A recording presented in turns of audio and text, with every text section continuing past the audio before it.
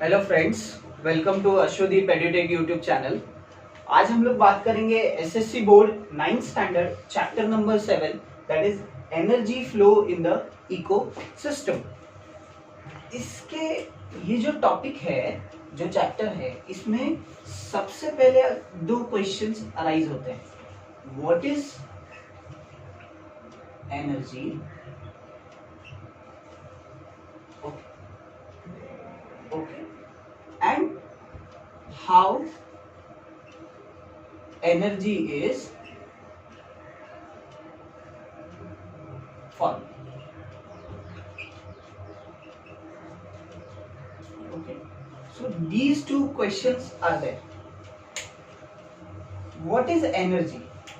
Energy हमें सभी को पता है कि एटीपी फॉर्म में होता है, that is adenosine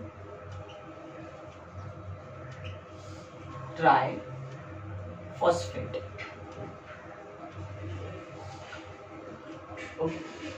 adenosine triphosphate ये एनर्जी करेंसी होती है। जब भी हम लोग खाना खाते हैं तो ग्लूकोज जो होता है उसका ब्रेकडाउन होता है एटीपी में। So adenosine triphosphate and how energy is form और what is the source of energy. हमें पता है कि सन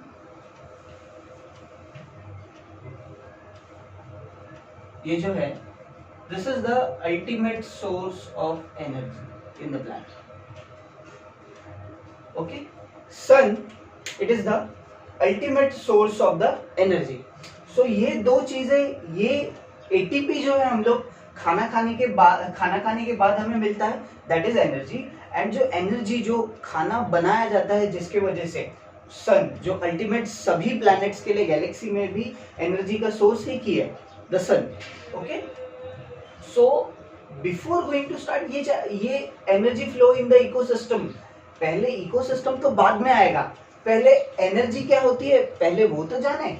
so what is the energy? ATP is the energy and how energy is forming or what is the source of energy, these two questions are there. So sun is the ultimate source of the energy. Okay, now how energy is forming, ये बहुत लंबा चौड़ा process है। in the human body it is different way and in the plant also in a different manner. So in later on the lectures we will discuss how energy is forming, but this is the ultimate source of energy is sun. Okay, now energy flow in the ecosystem. Ecosystem बच्चे लोग, ये जो chapter है ना, इसमें थोड़े से basics हमें समझना जरूरी है, क्योंकि ऐसे ही आपको इकोसिस्टम इकोलॉजिकल स्टडीज के बारे में आपको 10th स्टैंडर्ड में भी है। सो व्हाट इज इकोसिस्टम से भी ज्यादा ये इकोसिस्टम बना कैसे, how this ecosystem came into existence on the planet. So ऐसे माना जाता है कि सबसे पहले एटम्स आए। Okay, carbon, nitrogen, oxygen, phosphorus, sulphur, Fe, Mn, Mg। Okay, ये एटम्स आए। These atoms has form molecules. Okay, simple molecules जैसे water, H2, NO2, O2, CO2, ये सिंपल मॉलिक्यूल्स बने। और हमें ये भी पता है कि life has originated from the water. Okay, now molecules बनने के बाद कुछ कॉम्प्लेक्स मॉलिक्यूल्स बने।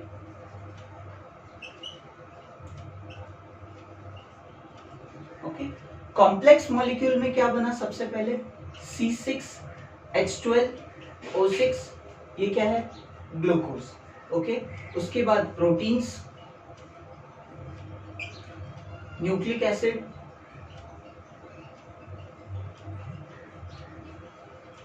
लिपिड्स। ओके, ये कॉम्प्लेक्स मॉलिक्यूल, ये जो कॉम्प्लेक्स मॉलिक्यूल्स है, ओके, लाइफ को सरवाइव करने के लिए ये सारे complex molecule is one of the most important complex molecule. So ये मॉलिक्यूल बने, अभी ये कॉम्प्लेक्स मॉलिक्यूल, ये C6H12O6 ग्लूकोज है, प्रोटीन्स, न्यूक्लिक एसिड जिससे हमारा डीएनए आरएनए बना हुआ है, एंड लिपिड्स हमारे बॉडी में फैट जो डेवलप्ड होता है, और बॉडी के बहुत सारे फंक्शन है, लिपिड है, hormonal function, it is dependent upon lipids. Okay, so ये कॉम्प्लेक्स मॉलिक्यूल आ गए. नाउ ये जो कॉम्प्लेक्स मॉलिक्यूल है ये किसी circular shape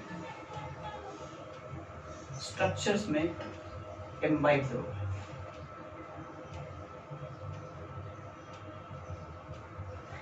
okay, circular shape structure में कॉम्प्लेक्स मॉलिक्यूल घुस गए. So C6H12O6 protein, nucleic acid, lipids, and यहीं से बना अ सिंगल सेल. ओके, और unicellular structure. Okay, so are you getting students? यहाँ पे सिंगल सेल आया.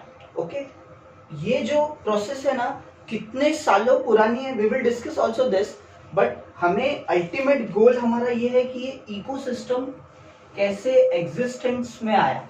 सो इकोसिस्टम को एग्जिस्टेंस में लाने के लिए हमें पीछे जाना पड़ेगा पास्ट में कि क्या क्या प्रोसेसेस हुए जिसकी वजह से ये सारी चीजें शुरू हुई. नाउ यूनिसेल्युलर सेल्स बने, स्ट्रक्चर्स बने. Now this unicellular structure they start dividing.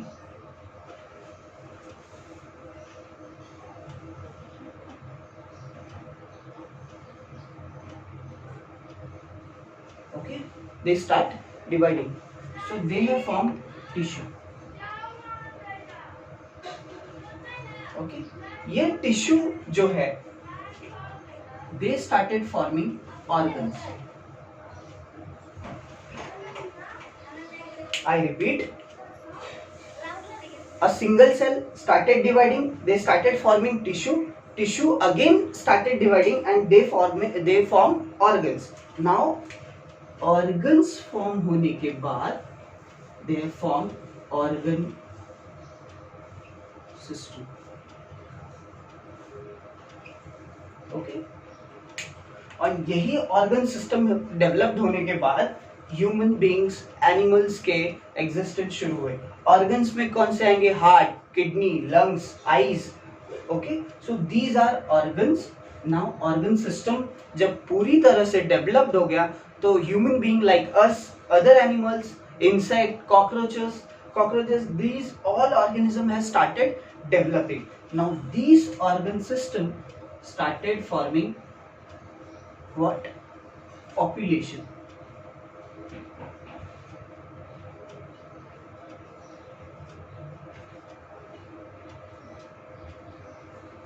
Population कैसे होगा? ह्यूमन की एक पॉपुलेशन है, एनिमल्स की एक अलग पॉपुलेशन है. So human being consider to be a one population, elephant consider to be a another population, insect considered to be another population. So this is how population has been formed. Now population के बाद बना community.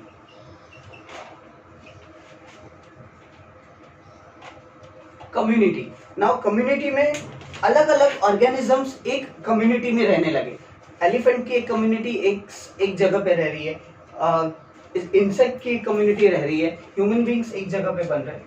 Now बहुत सारी community जब मिली, they started forming ecosystem.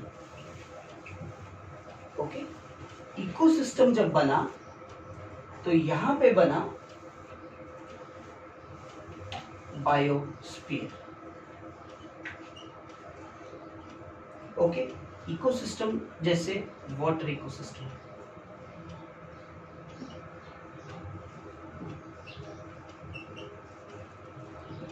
Grassland ecosystem,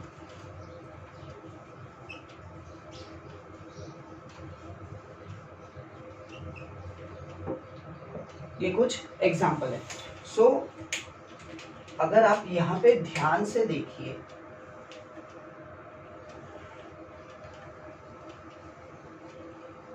इसको हम numbering कर दे।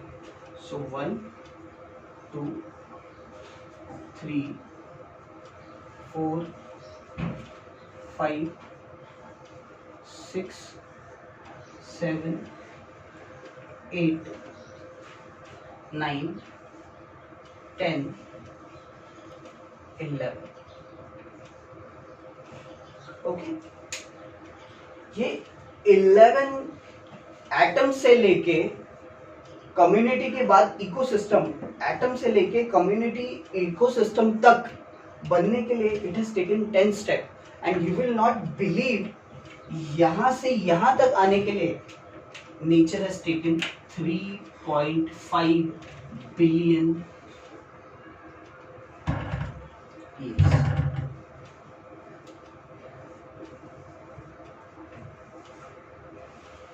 यहां तक पहुंचने के लिए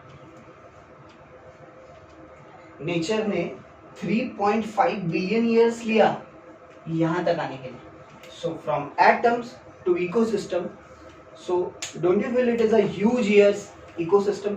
So this is how ecosystem has been came into existence.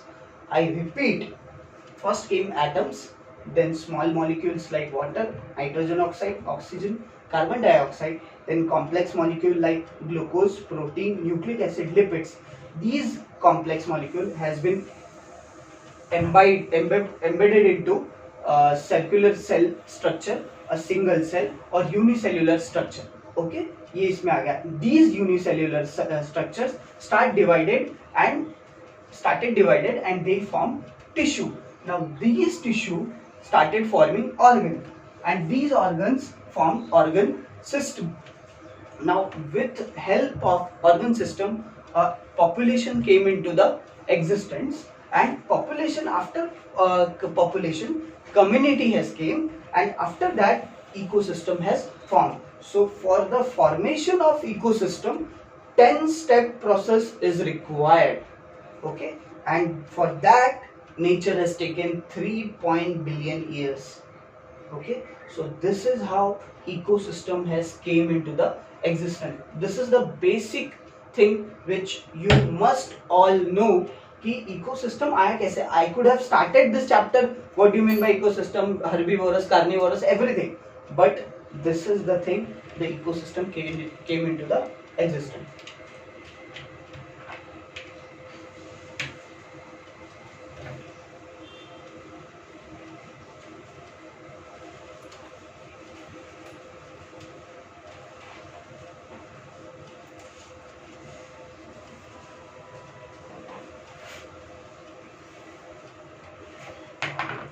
Now अब हम लोग बात करते हैं कंपोनेंट्स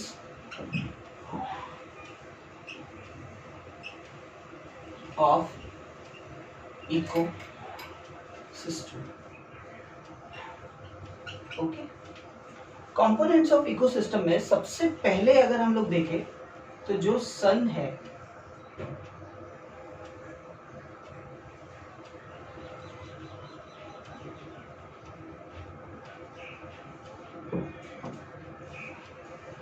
ओके, ये सन है, ये क्या करता है, ये सभी को एनर्जी देता है। ओके, ये सभी को एनर्जी देता है।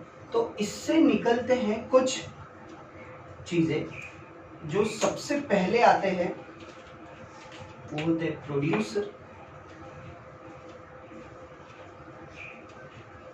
ओके, प्रोड्यूसर्स आते हैं। अगर ये आपका लैंड है,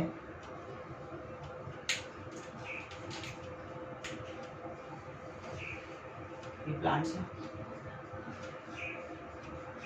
सो प्रोड्यूसर्स आए, इसको हम लोग ऑटोट्रॉप्स भी कहते हैं। Okay, now second came into existence what, secondary consumer, herbivorous,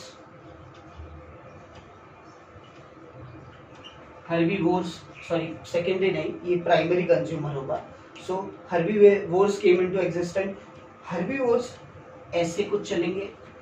now ये क्या होता है कि प्रोड्यूसर जो है सन से एनर्जी लेके खाना बनाएगा, okay, they are autotrophs.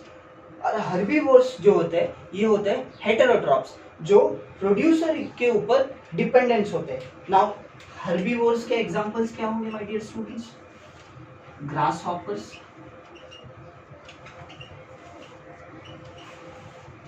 Okay, elephant,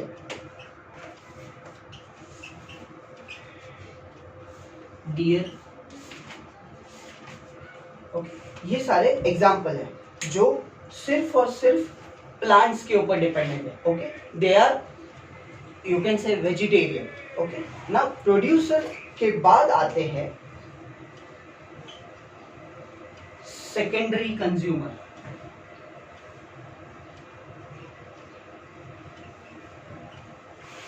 इसे हम कार्निवोर्स भी बोलते हैं। Example frog, lizard, okay. अभी क्या होगा कि ये जो सेकेंडरी कंज्यूमर है और carnivores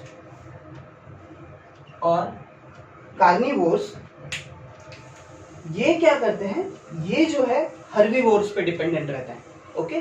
so secondary consumer it is dependent upon herbivores are dependent upon producer, okay. ऐसे भी जाए तो प्रोड्यूसर अगर फॉर्म हुआ तो प्रोड्यूसर किसको खाना देता है? हर्बीवोर्स को।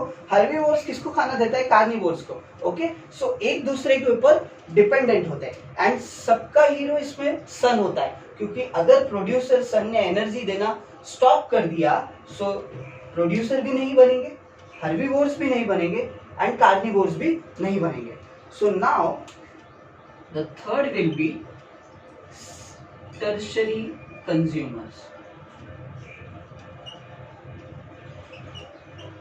Okay.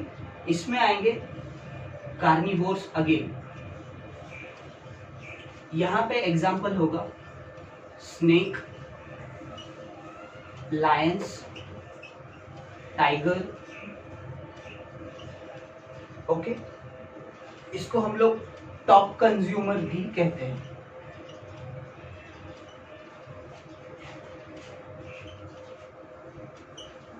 Okay. So now frog, lizard को स्नेक और डियर, एलिफेंट्स को ये लोग खाएंगे, so they are top consumers. Now the last is omnivore, okay. So omnivores क्या होंगे? Example is best human being,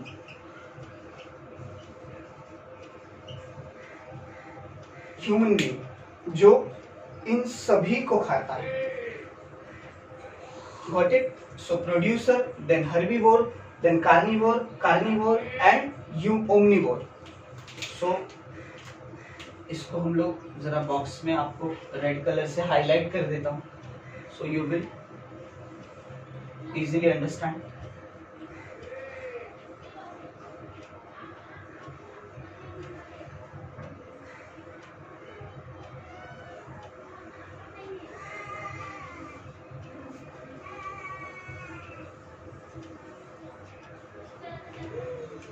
Okay, so this is how a food chain is formed.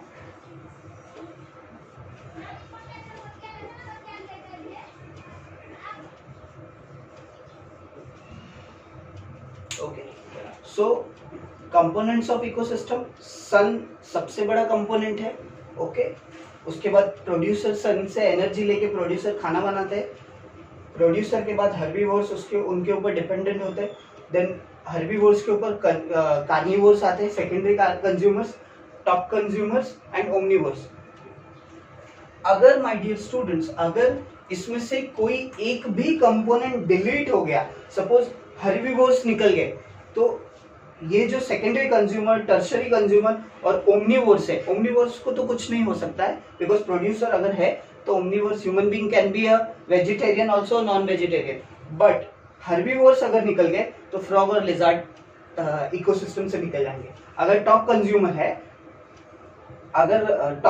है, तो again frog और lizard निकल गए तो ये भी निकल जाएंगे।